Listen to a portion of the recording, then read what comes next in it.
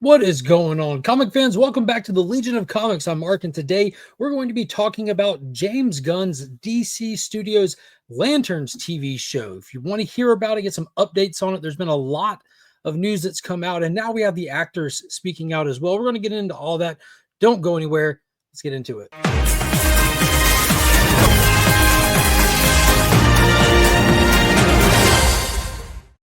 Be sure to check out all the links in the description. Fantastic resources like online retailer, Big Time Collectibles, JustinComicx cleaning, pressing, and submission services. And if you want to set up your very own pool box and not miss out on brand new comics each week, check out ABX Comics and Games down below. They have a Facebook group that can get you started and set up there. They do mail-in lists as well. And if you want to save on shipping, they do free shipping on orders over $100. So be sure to check that out. So let's get into it. It's no secret James Gunn's DCU is officially underway with Creature Commandos. We have Superman right around the corner, but that's not all that he announced during that first big, at this point, I guess, almost like famous little video he did, giving us the slate for the DCU Stage 1, Step 1, Phase 1, Era 1 that they titled Gods and Monsters. Some stuff will be coming to theater, some stuff will be animated, and some things will be live action television shows. Specifically talking about Lanterns today, which will be the first one of those live action television shows that we'll be getting. It'll be on HBO or Max if you have the app.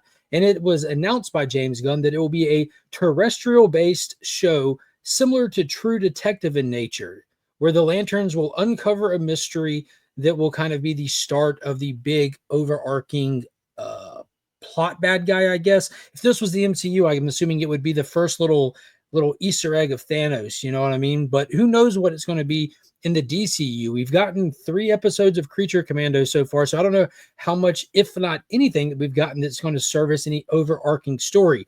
Video that I did a few videos back talked about how James Gunn wants these projects to be in the shared universe, but he also wants them to really stand on their own. Of course, they'll have some connecting fibers along the way so that we can do crossovers, but to what degree, we don't know. And that's something that he said that Lanterns will be the one where these 2 Lanterns, we have Hal Jordan and John Stewart, that will be uncovering and discovering what exactly that's going to be. In the meantime, we do have some information on this. So looking back as far back as 2022, there's something interesting that I came across. Even though James Hawes is credited with writing this show, it was initially James Gunn himself and Tom King that mapped out the story.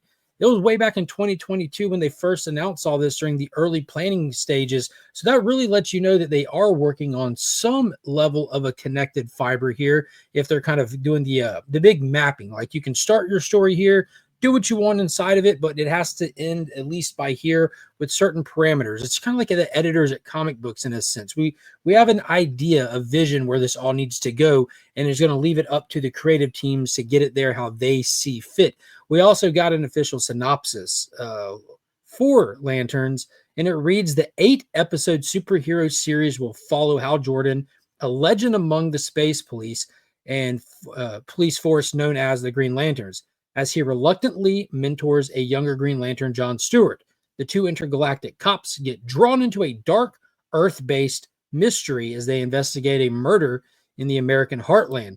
So it does look like this is going to be a very DC Comics True Detective. We got the heartland, the whole the reluctant mentor, and that's one thing that's kind of unique about this show, and it still makes me wonder if we might be doing something with Parallax, having this older seasoned Hal Jordan, played by Kyle Chandler, reluctantly mentoring the young gun John Stewart, played by Aaron Pierre, which I'm ridiculously excited about. Now, James Gunn has been in a couple of interviews in the past couple of weeks, and it seems the question that he keeps getting asked is about that Earth-based or that grounded feel. Are we going to be getting any cosmic stuff with the cosmic police Green Lanterns, or is it just going to be like real nuts and bolts True Detective style? And he's kind of a whippersnapper, that James Gunn, and some of his quotes are just ridiculously R-rated, believe it or not. When I was going through reading this stuff, he's like throwing F words out and just like this kind of random. But I did get a little snippet from one that I thought was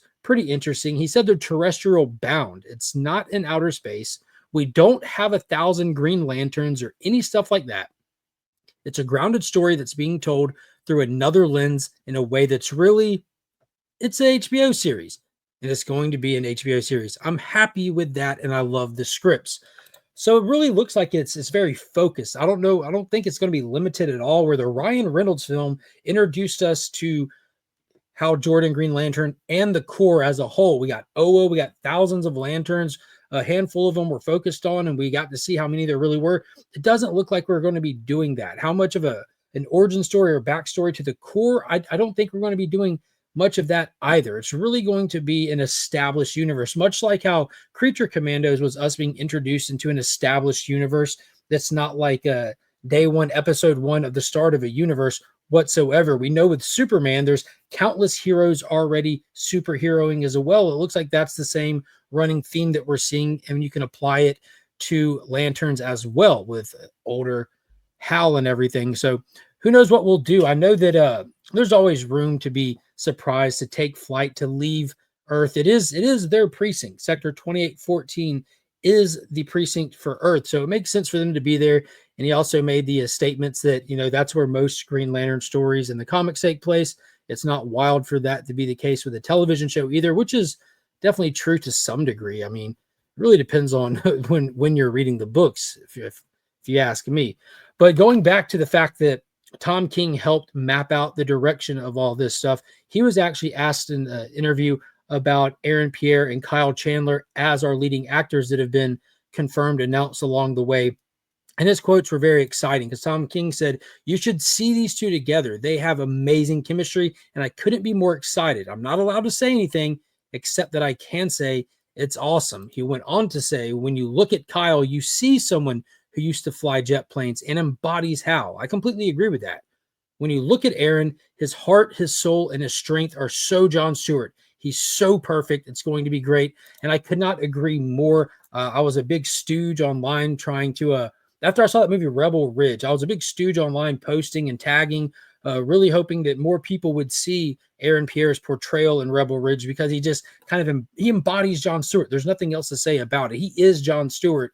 And I'm glad that he made his own ripples and was able to get that screen test, and he landed this role, and that was just flawless casting. And now we're at the point where Aaron Pierre himself, there's so many names involved with this. Aaron Pierre himself sat down with comicbook.com and did an interview, and they, of course, asked him specifically about John Stewart, and he was able to tell them that what I can tell you is that the team are just super, super excited to have this opportunity to bring this story to the people. He went on to say that so far as I'm concerned, I'm going to do my very best to serve and honor and elevate in any way I can John Stewart and the Corps.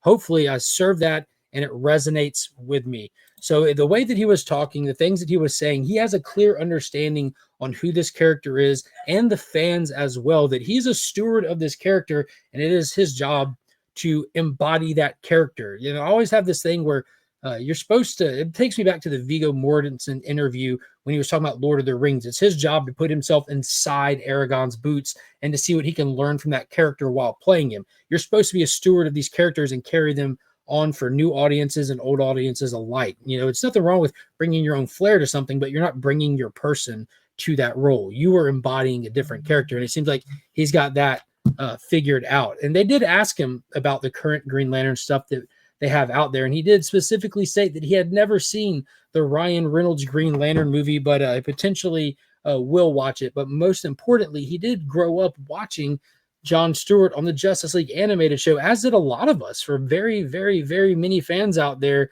Wally West is the Flash. John Stewart is Green Lantern. That's what we grew up with through the 90s and everything. John Stewart's ridiculously established and a fan favorite for countless fans out there. This couldn't be better, having both Hal Jordan and John Stewart together on screen. I couldn't be more excited. And all the news coming out of this so far, it just sounds perfect. I'm excited to get more details as it goes along. I'm sure I'll do another video updating it. I need to go back and see who's the full cast and crew credits are on this to kind of get an idea of what we could potentially expect from the tone and the vibe of the show. I might do that for the next one, but till then, be sure to hit that thumbs up, subscribe to the channel if you haven't already. Leave me a comment. Let me know if you're excited for this show or not. And do you think Parallax is in the future of the DCU?